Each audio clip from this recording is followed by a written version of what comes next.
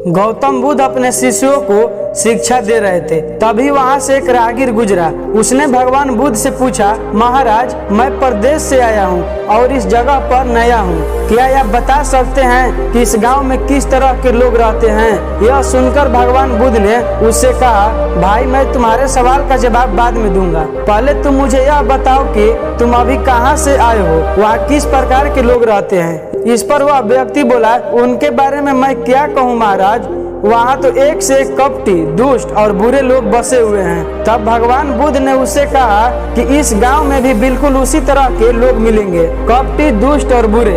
इतना सुनकर वह राहगीर आगे बढ़ गया। कुछ समय बाद वहाँ से एक और राहगीर गुजरा। वह अभी किसी नई जगह पर बसने की इच्छा रखता था। उसने भी भगवान बुद्ध से पूछा, महात्मा, मुझे यहाँ का अवगमन ठीक लगती है, क्या आप बता सकते हैं किस गांव में कैसे लोग रहते हैं? तब भगवान बुद्ध ने उससे भी वही सवाल पूछा जो उन्होंने पहले राहगीर से पूछा था।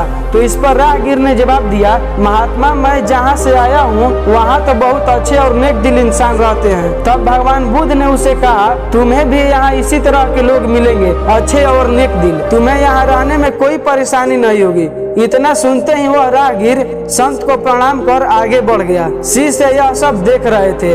राहगीर के जाते ही उन्होंने भगवान बुद्ध से पूछा, गुरुदेव, आपने दोनों राहगीरों को एक ही स्थान के बारे में अलग अलग बातें क्यों बताई? तो इस पर भगवान बुद्ध ने शिष्यों से कहा, आमतौर पर हम चीजों को वैसे नहीं देखते जैसे वे हैं, बल्कि उन्हें हम उन हिसाब से देखते हैं जैसे कि हम खुद हैं। हर जगह हर प्रकार के लोग रहते हैं। अब यह हम पर निर्भर करता है कि हम किस तरह के लोगों को देखना चाहते हैं। अगर हम अच्छाई देखना चाहें तो हमें अच्छे लोग मिलेंगे और बुराई देखना चाहें तो बुरे लोग ही मिलेंगे।